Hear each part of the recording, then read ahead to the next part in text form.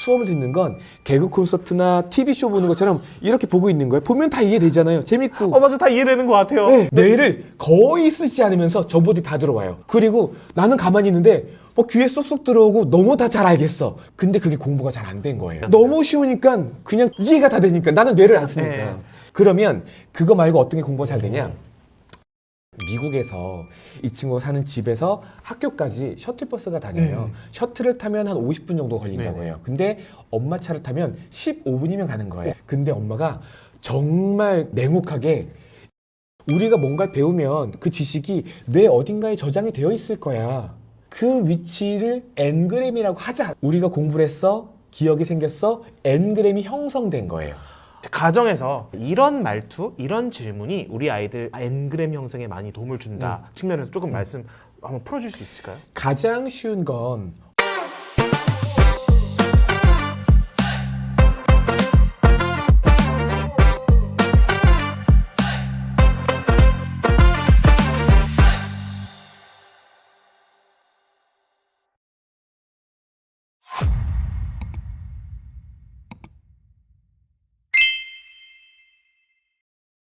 안녕하십니까. 실천할 수 있는 교육 인사이트 만들이는 가른 패밀리 브루스피디입니다. 여러분, 오늘의 가든 게스트는요, 아이인사이드 대표님 김성태 박사님을 모셨습니다. 안녕하십니까. 네, 안녕하세요. 반갑습니다. 이 채널을 통해서 여러분들과 인사를 드리게 돼서 너무나 영광이고 초대해 주셔서 감사합니다. 네, 우리 시청자분들께 소개 한번 부탁드려도 네. 될까요? 이제 아이들이 어떻게 공부하면 더 성적이 잘 오를 수 있을까? 그런 주제로 석사 공부도 하고 박사 공부를 해서 박사학위를 받았습니다. 그래서 아이들이 똑같은 시간 공부해도 성적이 더 잘 나올 수밖에 없는 그런 다양한 연구들이 있거든요. 이론으로만 있는 걸 아이들 책상에 옮겨줘야 되잖아요. 예. 연구실에는 엄청 좋은 이야기들이 많아요. 이렇게 공부하는 것보다 이렇게 공부하는 게 성적이 더 많이 올라가더라. 예. 근데 연구실 사람들만 그 내용들을 공유해요. 이 내용이 세상 밖으로 잘 안 나옵니다. 그러니까 누군가는 그 내용들을 실제로 아이의 책상에서 이렇게 공부해봐라고 좀 쉽게 풀어주는 사람들이 필요하겠다. 저는 어떻게 공부하는 게 좋은지 뇌과학이나 인지과학 여기에서 연구된 내용들을 쉽게 아이들 책상에 옮겨주는 사람이라고 보시면 될 것 같아요. 정말 많은 학생과 부모님들을 만나고 이제 지켜봐 오셨는데요. 부모님은 특별히 명문대 출신도 아니고 본인들도 재능이 없으시다고 말씀하시는데 아이들은 특출나게 잘하는 경우를 많이 보셨을 것 같은데요. 있을 수 있죠. 그런 부모님들의 공통점을 좀 꼽아줄 수 있으실까요? 그런 이야기들을 하기에 앞서서 예. 이제 아이들이 태어나서 여러 가지 것들을 배워나가기 시작하잖아요. 예. 가장 많은 시간들을 보내는 게 가족들이잖아요. 그러다 보니까 부모님이 가지고 있었던 생활 습관이라든지 이런 것들이 아이들에게 고스란히 투영되기 시작하고 또 유전적으로 부모님의 성향, 기질 이런 것들을 물려받기도 하잖아요. 그래서 부모님이 만들어 놓은 여러 가지로부터 벗어나기가 사실상 어려운 것들은 사실이에요. 근데 문제는 이게 전부는 아니잖아요. 그러니까 방금 말씀하셨던 것처럼 부모님이 명문대는 아닌데 아이들이 얼마든지 서울대 간다거나 의사가 될 수도 있거든요. 뭐 요즘에 하도 의사들을 좋아하니까. 그런 아이들의 공통점을 보면 기본적으로 공부에 대한 태도, 공부에 대한 생각들 이런 것들에서부터 차이가 있는 경우들이 많아요. 엄마가 예를 들어서 명문대 출신은 아니에요. 그런데 엄마가 책 읽는 걸 좋아하는 거예요. 그러면 어렸을 때부터 아이랑 같이 책 읽는 게 되게 그냥 자연스러운 일이고 그런 독서 습관부터 시작해서 아이들이 책과 가까워지게 되고 엄마랑 책에 대해서 이야기하고 이런 부분들이 아이들에게 정서적으로도 안정이 될 뿐만 아니라 공부의 어떤 그릇을 만드는데 가장 큰 도움이 되는 것 같아요. 엄마 왜 다른 저렇게 모양이 계속 바뀌어? 그러면 엄마가 답을 모를 수도 있잖아요. 원래 그런 거야 라고 대답하지 않고 그러게 신기하다. 우리 한번 같이 알아볼까? 그러면서 아이랑 동일한 눈높이에서 같이 그 호기심을 계속해서 발전시켜 나가는 거죠. 같이 인터넷도 찾아보고 같이 책도 읽어보고 와 진짜 신기하다. 그래서 너는 이거 어떻게 하면 다른 사람한테 설명해 줄 수 있어? 라고 이야기하면 아이가 또 자기의 언어로 표현해 주게 되고 그러면 인풋이 있었는데 아웃풋이 없으면 공부가 안 되거든요. 그러니까 엄마들이 아이랑 같은 눈높이에서 그냥 어른이랑 대화한다고 생각하고 그냥 아이 이야기를 들어주는 거예요. 아 그래 너 그렇게 생각해? 엄마는 이렇게 생각하는데 그냥 어른이랑 대화하는 것처럼. 애라고 생각 안 하고. 근데 보통 엄마들은 나는 엄마고 너는 아이야. 알려줄게. 엄마 말 들어. 너 그렇게 하는 거 아니야? 그러니까 내가 그동안 가져왔던 공부에 관련된 모든 선입견들이 아이에게 투영이 돼서 너는 그냥 내가 시키는 대로 해. 이렇게 하니까 아이는 자기 의지력이 없잖아요. 자기 주도 학습이 중요하다고 많은 사람들이 정말 예. 얘기 많이 하죠. 근데 자기 주도 학습을 하려면 아이가 주도적으로 뭔가를 할 수 있는 기회를 제공해 주면서 자기 주도 학습을 하라고 해야 되는데 네. 엄마들이 다 통제하고 이거 하지 마 저거 하지 마 너는 이것만 해 하면서 무슨 자기 주도 학습을 하겠어요. 그래서 정리하면 소통이 중요하다. 네. 항상 이런 케이스 하면 대표적으로 가장 먼저 떠오르는 친구가 있어요. 지금 하버드 대학교에서 공부하고 있어요. 그 로스쿨. 오바마 나온. 네. SAT 만점이고 미국 변호사 시험 만점. 이 친구가 알아서 뭔가 열심히 하는데 그 배경이 있어요. 엄마랑 아빠랑 아이 학습에 생각보다 관여를 안 하고 약간 거리두기를 하는 거예요. 무슨 이야기냐? 네가 공부하는 건 네 인생을 위해서 네가 노력하는 거지. 네가 좋은 성적이 나온다고 내 인생이 좋아지는 건 아니야. 내 인생은 내 인생이고 네 인생은 네 인생이야. 이렇게 어느 정도 거리를 두는 겁니다. 엄마가 뒤에서 아이들에게 좋은 선생님을 만날 기회를 만들어주기 위해서 다양한 노력들을 하는 건 분명히 맞아요. 네. 근데 엄마가 아이랑 철저하게 선 긋기를 합니다. 와. 이 친구가 저랑 초등학교 5학년 때부터 공부를 하기 시작해서 저랑 과외도 하다가 중학교 1학년 때인가 2학년 때 이제 미국 유학을 가기로 결정을 네네. 한 거예요. 그래서 학교도 그만 다니기로 하고 미국 출국할 때까지 한 3주 정도의 시간이 있었거든요. 그 3주 시간 동안 한국에서 수학을 김성태 선생님이랑 이만큼까지는 다 뽑고 싶다, 진도를. 그래서 일품 수학이라는 문제집이 있습니다. 일품 수학 문제집은 그래도 중간 이상 그보단 조금 더 어려운 처음 진도를 나갈 때 일품 수학 문제집으로 나왔어요. 이 아이도 모르는 게 많아요. 네. 숙제를 해오면 질문을 어떤 식으로 하냐면 풀이 과정의 밑줄을 그어서 선생님 여기서 이렇게 되는 걸 모르겠어요 라고 질문을 해요. 예. 그것도 2개 정도만. 근데 그 문제집은 어렵잖아요. 이 문제들이 쉽지 않았을 거란 말이죠. 네. 근데 이 친구는 그냥 그거를 꾸역꾸역 풀려고 노력을 해오고 해설지를 보면서 이해가 되는 것들은 알아서 정리를 하는 거예요. 그러니까 50문제를 풀었을 때 이 친구도 10개, 15개를 틀리는데 대부분의 문제들은 풀이 과정을 보고 개념 설명해 준 거 보고 하다 보면 이해가 되는 것들이 있는데 이해가 안 되는 것만 밑줄 그어서 오는 거예요. 그러니까 아이가 질문을 할 때 제가 여기서 이렇게 하면 되잖아. 그러면 아 맞다. 아 내가 왜 이거 못했지? 선생님 잠시만요. 제가 풀어볼게요 하면서 제가 그 친구의 공부에 더 이상 관여하는 걸 그 친구도 막아요. 근데 이런 태도가 이 아이가 엄마랑 지내오면서 수많은 관계에서 이미 형성이 된 것 같더라고요. 재밌는 에피소드 하나만 말씀드리면 미국에서 이 친구가 사는 집에서 학교까지 셔틀버스가 다녀요. 셔틀을 타면 한 50분 정도 걸린다고 네네. 해요. 근데 엄마 차를 타면 15분이면 가는 거예요. 그런데 셔틀이 9시에 오는데 엄마는 8시에 출발을 하는 거예요. 예. 셔틀을 타면 좀 늦잠 잘 수 있어요. 그럼요. 엄마 차를 타면 일찍 가야 돼요. 네. 그러니까 아이가 선택을 해야 되죠. 근데 엄마가 정말 냉혹하게 8시가 딱 되면 문 열고 나와도 출발을 해버린대요. 시계가 8시에 딱 바뀌면 출발해버리는 거예요. 그래서 엄마는 어떻게 다른 엄마처럼 그렇게 안 해요? 나도 내 인생이 있어. 선긋기 하는 거죠. 이 친구가 그렇게 잘 되기에 가장 큰 영향을 미쳤던 건 엄마의 태도 같아요. 아이랑 선 긋는 거. 네가 공부를 잘하는 게 엄마의 기쁨이 아닌 거죠. 와. 그러니까 아이가 좋은 대학교 갔어? 와 축하해. 야 진짜 축하한다. 너 정말 행복하겠다. 네가 행복하니까 나도 행복하다. 공부하기 싫은 아이들을 각성시키는 데는 사실 쉽지는 않아요. 왜냐면 이미 둘의 관계가 많이 망가진 상태일 가능성이 높습니다. 그러니까 엄마도 자기도 모르게 자, 사과 하나 있어 몇 개야? 한 개. 그런데 아이가 잘 못 따라올 수도 있잖아요. 못 따라오는 게 당연한 건데 남들이 다 하는 것처럼 보이니까 너 이거 내가 몇 개라고 했어? 3개라고 했어 안 했어? 몇 번 가르쳐야 돼? 몇 번 해야 돼? 엄마가 이거 몇 번 설명을 해야 돼? 너 왜 그래 도대체? 너 무슨 생각해? 이러니까 아이가 주눅 들어요. 그러면 아이가 엄마랑 공부하는 걸 공포스러워합니다. 눈치 보기 시작해요. 그러니까 내가 실수하면 안 돼 이런 생각들을 하기 시작하니까 아는 것도 틀려도 괜찮은데 얘기하지 못하는 거예요. 혼나니까. 틀리면 혼나잖아요. 네. 대부분의 엄마들은 자기 자식을 제대로 공부할 수 있는 기회를 못 줘요. 왜냐면 내 자식이니까. 그러니까 아이의 학습에 대해서 관여를 좀 덜 하시는 게 맞아요. 자, 똑같이 공부해도 성적이 더 빨리 오르는 학습법 한번 가이드라인 줄 수 있을까요? 일단 우리가 성적이 잘 오르려면 네. 배운 내용을 머릿속에 잘 저장해야 되잖아요. 예. 그러면은 이 기억과 관련된 아주 중요한 핵심 단어가 있습니다. 엔그램. 엔그램. 엔그램은 기억과 관련된 연구를 하는 사람들이 이미 100년 전부터 만들어서 쓰는 단어인데 이게 뭐냐면 우리가 뭔가를 배우면 그 지식이 뇌 어딘가에 저장이 되어 있을 거야. 그 위치를 엔그램이라고 하자라고 그냥 약속을 한 거예요. 네. 우리가 공부를 했어, 기억이 생겼어, 엔그램이 형성된 거예요. 우리가 모기에 물리면 긁으면 네. 부풀어 오르잖아요. 네네. 며칠 뒤에 보면은 여기가 부풀어 올랐어. 그러면은 며칠 전에 모기 물렸어라고 보면 알 수 있잖아요. 네네네. 뇌에도 어떤 기억이 생기면 실제로 뇌세포가 약간 부풀어 오릅니다. 그래서 뇌세포의 뉴런이라고 하죠. 얘들이 이렇게 쭉 부풀어 올라서 사이즈가 실제로 커지는 거예요.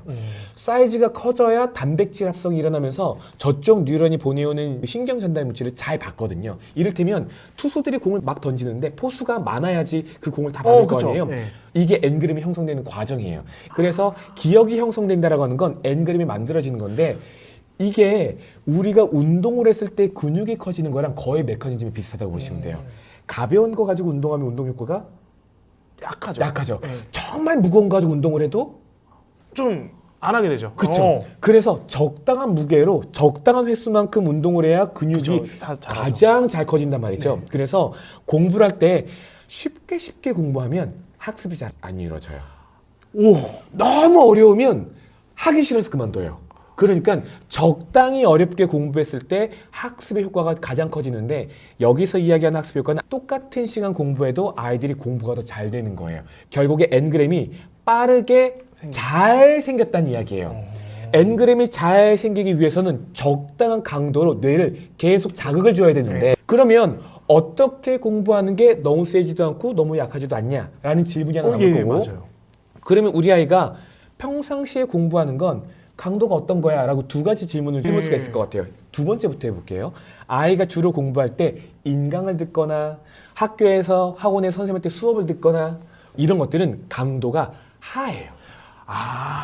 엄청 낮아요. 수업을 듣는 건 개그 콘서트나 TV쇼 보는 것처럼 이렇게 보고 있는 거예요. 보면 다 이해되잖아요. 재밌고. 맞아. 다 이해되는 것 같아요. 네, 뇌를 거의 쓰지 않으면서 정보들이 다 들어와요. 그리고 나는 가만히 있는데 귀에 쏙쏙 들어오고 너무 다 잘 알겠어. 근데 그게 공부가 잘 안 된 거예요. 와, 엔그램이 형성된 건 아닐 수 있다는 너무 쉬우니까 그냥 이해가 다 되니까 나는 뇌를 안 쓰니까. 네.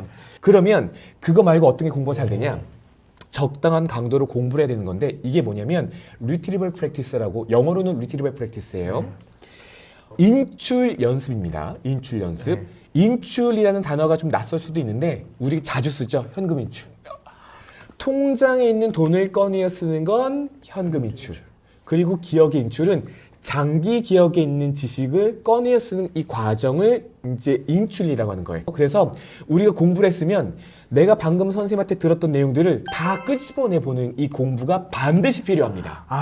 말로 하거나 아니면 글로 쓰거나 혹은 생각을 하거나 이게 없으면 엔그램이 형성되지가 않아요. 아무리 인강 들어도 아무리 명강이 들어도 다 휘발된다는 거잖아요. 네, 우리가 너무나 잘 알고 있는 에빙하우스의 망각곡선. 에빙하우스의 망각곡선의 핵심은 크게 두 가지인데 하나는 인간은 어떤 지식이 머릿속에 들어와서 이제 이해가 다 됐어요. 그런데 시간이 지나면 굉장히 빠른 속도로 망각된다. 그래서 또 공부하고 또 공부하고 또 공부한다. 이 두 가지거든요. 네네네. 얼마나 빠르게 없어지냐면 제가 처음에 이 강의 시작하면서 무슨 얘기부터 시작했어요? 기억 안 나요. 그냥 마지막에 딱 끝나고 나면 그냥 단어 두세 개밖에 안 남아요. 엄마들도 이 강의를 들으시면 메모를 아마 하시는 분들도 계실 텐데 메모를 하면서 듣는 거 중요합니다. 근데 이 내용을 접어둔 상태에서 오늘 강의가 뭐였었지 하고 떠올려 봐야 돼요. 그래서 맞아 이거 물어봤었고 또 뭐 있었더라 하고 생각을 해보면 기억이 안 나잖아요. 그럼 어떻게 해요? 이 영상을 다시 한번 보는 거예요. 네. 그럼 맞다 이거 되게 중요했어. 내가 이거 왜 몰랐지? 네. 이렇게 복귀하면서 다시 한번 기억을 떠올려보는 연습을 하는 거예요. 이런 과정들이 기억의 인출 과정이거든요. 이 과정에 반드시 따라와야지만 여기서부터 엔그램이 형성되는 겁니다. 아까 말씀드린 것처럼 에빙하우스의 망각곡선에서 우리가 어떤 내용들을 배우고 1시간이 지나면 배운 내용의 56%를 잊어버려요. 56%나요. 1시간 지나면. 그 연구에는 그렇게 나온 네네네네. 겁니다. 1시간 지나면 절반 이상을 잊어버린다는 뜻이에요. 네. 집에 가면 70%는 잊어버려 있어요. 네. 그러니까 아이가 잊어버리기 전에 복습하면 복습이 빠르단 말이죠. 네. 근데 잊어버린 다음에 복습을 하려니까 그냥 또 한 번 공부하는 거랑 별반 차이가 없이 아이에게 그런 무게감으로 다가오는 거예요. 그러니까 복습이 힘들고 무거우니까 안 하려고 하는 거죠. 복습은 생각보다 굉장히 빠른 템포에 진행을 해야 돼요. 예를 들면 수업 시간에 아이가 공부를 했잖아요. 그러면은 우리 수업 시간 딱 끝나면 선생님들 막 나가고 중간에 쉬는 시간 10분 있잖아요. 네. 근데 책 닫고 막 아이들이랑 놀고 네, 핸드폰 맞아요. 꺼내가지고 게임하고 보통은 그러죠. 유튜브 보고 막 인스타 보고 막 이러잖아요. 그러면 안 돼요. 끝나기 전에 책을 덮기 전에 보통 학교에서 진도 나갈 때 페이지 수 보면은 한 대여섯 페이지밖에 안 나가요. 많이 진도를 못 교과서 나가죠. 기준으로. 네네. 중요한 거 한두 개밖에 없거든요. 네. 그러면 그거 보면서 아 오늘 이거 중요했었고 요거 중요했었고 이것만 보고 책 덮어도 괜찮거든요. 그러면 그 짧은 사이에 오늘 1시간 동안 선생님이 중요하다고 했었던 것들을 다시 한번 눈으로 확인하는 거예요. 이 정도만 봐도 적어도 집에 갈 때까지는 그 내용들이 살아있어요. 남아요. 집에 가서 오늘 공부했던 내용 복습하는데 이 복습하는 시간이 불과 1, 2분밖에 안 걸립니다. 왜냐면 5페이지의 중요한 개념 대여섯 개잖아요. 이미 인출했으니까. 이미 한 번 했으니까. 그래서 집에 가서 한 번만 해주게 되면 이 내용이 생각보다 굉장히 오래 가게 될 거예요. 근데 제가 지금 말씀드린 복습은 1분이 채 안 걸려요. 1분이 채 안 걸리는 복습을 4, 5분만 해주게 되면 이게 완벽한 누적 복습이 되게 됩니다. 야, 1분이네요. 그러니까 공부가 끝났어. 그냥 그 자리에서 한 페이지, 2페이지, 이거 끝. 딱 지금 이 정도예요. 그리고 그다음 복습이 또 필요하죠. 다음 시간에 수업 시작할 거 아니에요. 종 쳤어? 선생님 네네. 들어와. 그러면 오늘 진도 나갈 거 아니에요. 그럼 지난 시간에 뭐 배웠더라? 네. 하고 아 맞아 지난 시간에 이거 맞아. 그러고 오늘 뭐 배우나 살짝 보고 있으면 선생님 들어오잖아요. 이것도 한 10초, 20초밖에 안 걸려요. 그러면 지난 시간에 지금 내가 적어도 2번째 복습을 한 네. 거예요. 그러니까 지난 시간에 배운 내용이 다 상기가 되니까 오늘 공부할 준비가 어느 정도 돼 있는 거죠. 지난 시간에 뭐 배웠는지 아무것도 몰라. 수업 들어왔어. 선생님 갑자기 설명해. 친구랑 장난하고 있어. 이미 마음이 들떠 있죠. 네. 오늘 무슨 내용 하는지도 몰라요. 공부 시작했어요. 앞에 인트로 다 놓쳐요. 정말 별거 아니잖아요. 그냥 아주 작은 습관이거든요. 근데 중요한 건 이 습관을 가지려면 이게 무거우면 하기 힘들잖아요. 근데 그냥 책장 몇 장 넘겨보면서 다시 한번 리마인드 한번 해보고 그냥 책 덮고 잠깐 생각해보고 그냥 이 작은 노력이에요. 이 작은 습관만 아이가 장착만 해도 인생이 달라질 겁니다. 가정에서 자, 이런 말투, 이런 질문이 우리 아이들 엔그램 형성에 많이 도움을 준다 측면에서 조금 말씀 한번 풀어줄 수 있을까요? 가장 쉬운 건 엄마가 아무것도 모르는 상태에서 아이한테 배우는 그런 태도예요. 아이가 선생님이 되고 엄마는 학생이 되는 거예요. 여기서 절대 하지 말아야 되는 건 아이가 뭔가 설명을 잘 못하면 이거 있잖아요. 벌써. 그러니까 엄마가 아이를 평가하려고 하면 안 돼요. 그 기본적으로 엄마도 마인드 세팅이 아이가 선생님이 되도록 뭔가 환경을 만들어 놓고 아이한테 설명을 하게 하는 게 세상에서 가장 좋은 공부거든요. 학원가에서 이런 얘기가 있는데 뭐냐면 수학 강사가 수업을 많이 하면 많이 할수록 선생님만 계속 똑똑해져요. 선생님 맨날 인출 연습하는 거예요. 자, 이 문제 한번 같이 보자. 이 문제에서 중요한 포인트는 이거지. 이 문제를 어떻게 하면 아이들에게 쉽게 풀어줄 수 있을지 계속 훈련하는 거예요. 근데 아이들은 선생님이 너무 쉽게 설명해 주니까 아이들은 어떻게 봐요? 다 옮겨 적어요. 옮겨 적는 이유는 옮겨 적어야 오답 노트도 안 쓰고 풀이 과정도 안 쓰니까 옮겨 놔야 내가 공부한 티가 나잖아요. 보험 들어 놓는 거예요. 여러분들 아마 지금 이 유튜브 채널에 자료가 중간에 나갔다고 한다면 캡처해두고 맞아요. 그럴 거 아니에요. 맞아요. 이게 찍고 어디 스크린샷, 강의 가면 선생님 뭐 PPT 보이면 캡처하고 다시 봐요? 안 봐요. 머릿속에 담으셔야 된다고요. 아이가 어떤 공부를 할 때 아이가 설명을 하면 그 내용들을 가만히 잘 듣고 있는 게 제일 좋습니다. 뭐 2차 방정식에 대해서 공부했어요? 엄마 2차 방정식 공부한 지 너무 오래됐어. 2차 방정식이 뭐야? 엄마도 진짜 궁금한 거죠. 2차 방정식, 3차 방정식, 1차 방정식 이런 거 다 있나? 근데 아이도 모를 거 아니에요. 네. 엄마가 질문을 했으니까 본인 스스로 답을 생각해 봐야 될 거 아니에요. 3차 방정식? 3차 방정식 있을 것 같은데? 그럼 그게 뭘까? 2차 방정식이 x에 대해서 2차니까 3차 방정식은 3차 아닐까? 그럴 수도 있겠다. 우리 그럼 진짜 맞는지 한번 확인해 볼까? 인터넷 찾아보는 거예요. 네이버 들어가서 3차 방정식 치면 나오겠죠. 3차 방정식 정의가 나와 있을 거예요. 봤는데 맞아. 서로 얼마나 기분이 좋겠어요. 그럼 아이가 여기에서 와, 내가 생각한 게 맞네. 그러면 이렇게 뭔가 스스로 탐구해보고 찾아보고 하는 공부에 대해서 굉장히 기분 좋고 재밌다라고 생각할 거예요. 이건 학교에서 공부하는 거, 학원에서 공부하는 거랑 또 다른 느낌의 진짜 지식을 탐구해 나가는 과정이잖아요. 박사님 얘기 들었을 때 정말 복습이 너무 중요한 것 네. 같은데요. 이렇게 복습을 시켜주세요. 측면으로 한번 딱 말씀 부탁드립니다. 네. 사실 이 복습이라는 키워드가 어머님들께는 매력적이지 않을 거예요. 왜냐면 복습의 중요성 혹은 예습의 중요성 사실 이거 모르는 사람 없거든요. 그런데 복습의 중요성을 누구나 다 잘 알고 있지만 실제 복습을 주기적으로 하는 건 사실상 불가능에 가까워요. 이거는 그냥 유니콘처럼 전설적인 어떤 환상 속에 있는 공부예요. 이 복습이라는 게 중요하다고 생각을 하지만 많은 사람들은 그건 내가 다 알고 있는 거야. 그거 말고 진짜 새로운 공부 방법, 혁신적인 걸 알려줘. 이런 것들 엄마들이 원하시는데 사실 클래식한 게 이게 지금까지 유지되어 오고 있다는 건 이게 진짜 중요하고 본질이기 때문에 그렇거든요. 그래서 이 복습이 중요한데 복습을 대부분의 학생들이 잘 못하고 있으니까 복습을 쉽게 하는 방법을 알려드릴게요.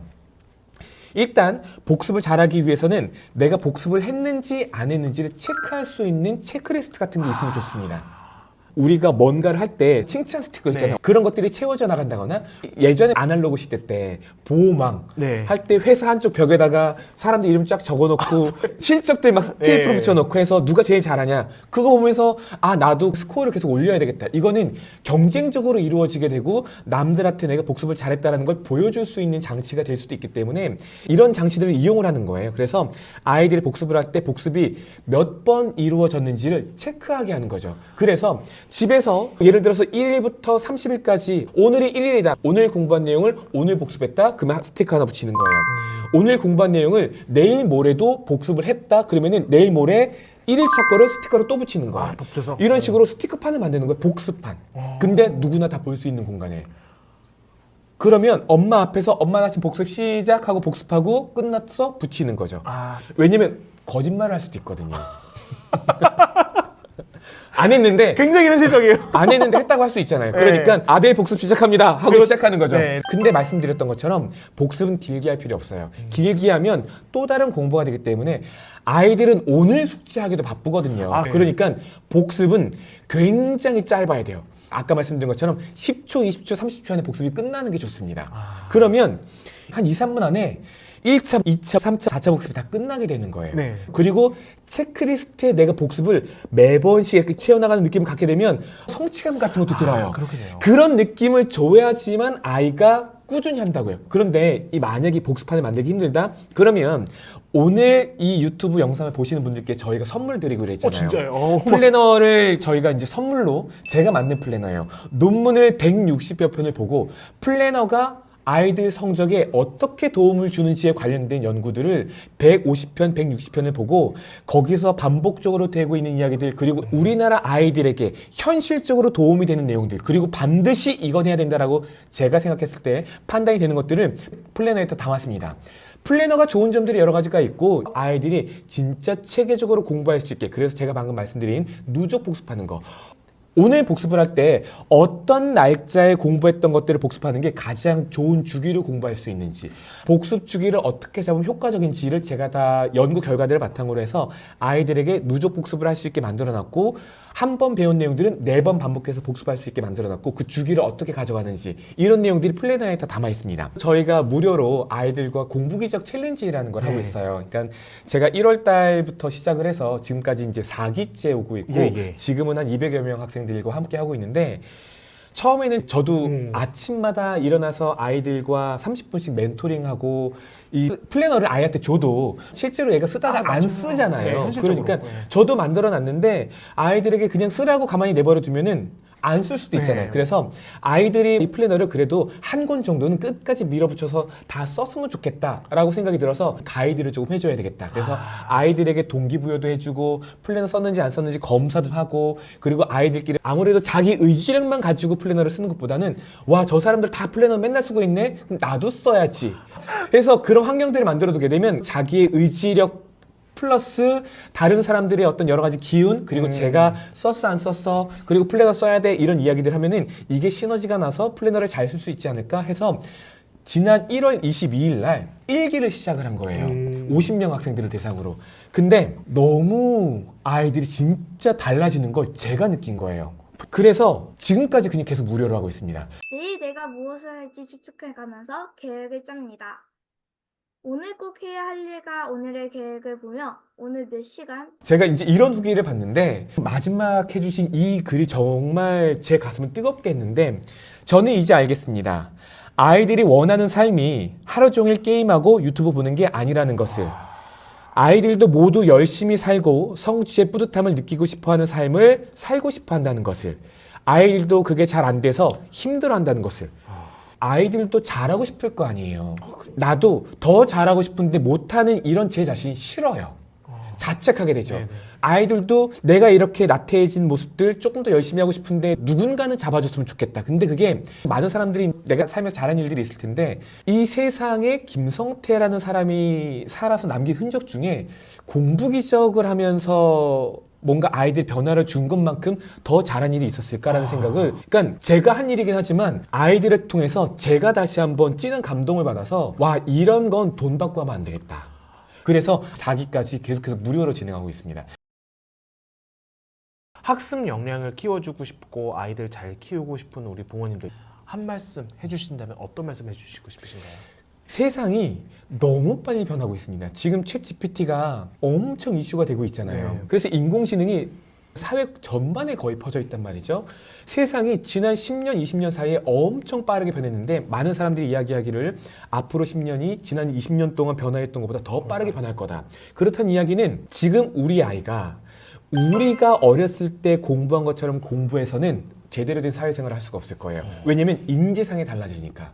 우리가 살아온 그 관점 그대로 아이에게 공부를 밀어붙일 필요는 없습니다. 오히려 아이가 뭘 좋아하는지, 아이가 어디에서 눈이 반짝반짝거리는지 이걸 잘 살펴보시고, 그래서 가장 중요한 건 아이들의 공부력 자체를 키우는 게 중요하다고 생각이 들어요. 책을 읽고 그 책 안에 들어있는 핵심이 무엇인지를 내가 이해할 수 있고 내 지식으로 만들 수 있는 게 정말 중요한데, 그러기 위해서는 지금 우리가 문제 잘 푸는 거, 뭔가를 많이 외우고 있는 거, 이것보다 훨씬 더 중요한 또 다른 어떤 능력들이라고 생각이 돼요. 예. 네. 아, 박사님 오늘 네. 정말 귀한 인사이트 나눠주셔서 감사합니다. 네.